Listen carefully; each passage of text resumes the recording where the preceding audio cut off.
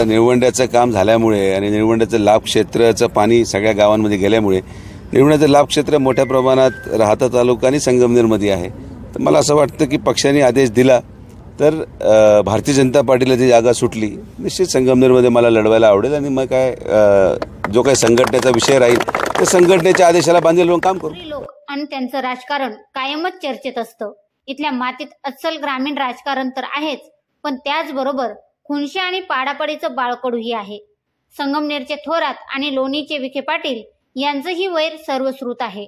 विखे काँग्रेसमध्ये होते तेव्हा सुद्धा त्यांच्यात आणि थोरातांमधलं विस्तव जात नव्हतं. आता तर ते वेगवेगळ्या पक्षात आहेत.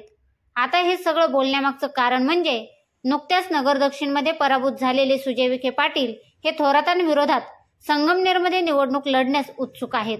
तसं त्यांनी पक्षालाही सांगितलंय. असं जर झालं तर नगर दक्षिण लोकसभेप्रमाणेच संगमनेर विधानसभेची लढत सुद्धा राज्यातील सर्वात हाय व्होल्टेज निवडणूक ठरणार आहे. त्यामुळे संगमनेरचं एकंदरीत राजकारण काय आहे हे जाणून घेऊयात या व्हिडिओच्या माध्यमातून. नमस्कार, मी गायत्री आणि आपण पाहतात नगरी पंच.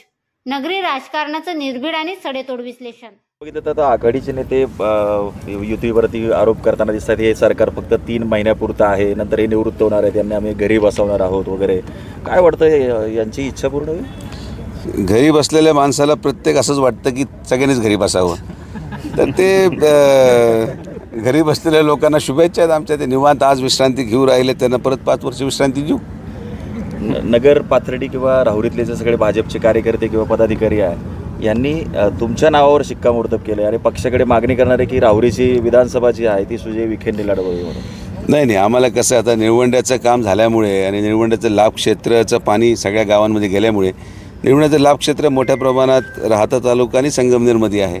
तर मला असं वाटतं की पक्षाने आदेश दिला तर भारतीय जनता पार्टीला ती जागा सुटली निश्चित संगमनेरमध्ये मला लढवायला आवडेल आणि मग काय जो काही संघटनेचा विषय राहील त्या संघटनेच्या आदेशाला बांधील लावून काम करू. पण मागणी राहुरीची आहे, तुम्ही संगमनेर लढवायचं म्हणताय. मी असाच आहे, जिथं मागणी असते मी तिथं जात नाही. जाणून घेऊयात संगमनेर आणि थोरात यांचं समीकरण. बाळासाहेब थोरात हे विधानसभेतील सर्वात ज्येष्ठ आमदार. सलग 8व्यांदा ते आमदार झाले आहेत. शांत, संयमी, मितभाषी अशी त्यांची मतदारसंघातच नव्हे तर राज्यात ओळख आहे. अर्थात असं असलं तरी गरजेपुरतं राजकारण तेही करतात हे सांगायला हरकत नाही. पण संगमनेरमध्ये गावागावात कार्यकर्ते तयार करणं, संस्थेचं जाळं विणायला ते यशस्वी झालेत. त्यांच्यासोबत संपूर्ण थोरात तांबे कुटुंब ऍक्टिव्ह असल्याने ते लोकांच्या दररोज संपर्कात आहेत. आता 2024 साठी थोरात यांना संगमनेरमध्ये आव्हान आहे का? तर तसं पाहिलं गेलं तर आत्ताच्या घडीला त्यांना आगामी विधानसभेत आव्हान द्यावा असा उमेदवार विरोधकांकडे नाही. सुजय विखे पाटील आले तर मात्र जोरदार चुरशीची लढाई होईल. थोरात यांचा मतदारसंघावर असलेला पगडा बघता त्यांना संगमनेरची लढत जिंकणं फार अवघड नाही. घराणेशाही, संगमनेरचा न झालेला विकास पाहता त्यांच्या विरोधात बोलावे असे आता तरी काही विरोधकांकडे नाही. आता सुजय विखेंसाठी संगमनेरमध्ये किती सोपं आहे ते पाहू. सुजय विखेंसाठी संगमनेर जिंकणं तितकं सोपं नसलं तरी ते अशक्य तर नाहीच. मुळात संगमनेरमध्ये भाजप फोपावली नसली तरी विखेंची वैयक्तिक ताकद आहे हे मान्य करावंच लागेल. कारण भाजपापेक्षाही विखेंची स्वतःची मते तिथे जास्त आहेत. त्याचा फायदा मागच्या काही वर्षापासून भाजपला होतोय. अगदी थोरात यांचे मूळ गाव जोरवे हेही विखेंच्या मतदारसंघात आहे. तिथे त्यांचे उमेदवारही ग्रामपंचायतमध्ये निवडून आलेत. संगमनेर तालुक्यामध्ये अनेक जण विखेंच्या प्रवरा संस्थांमध्ये कामाला आहेत. त्याचाही फायदा त्यांना होऊ शकतो.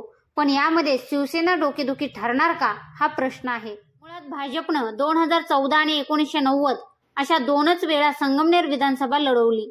त्याआधी आणि त्यानंतरही कायम शिवसेना तिथं लढत राहिली.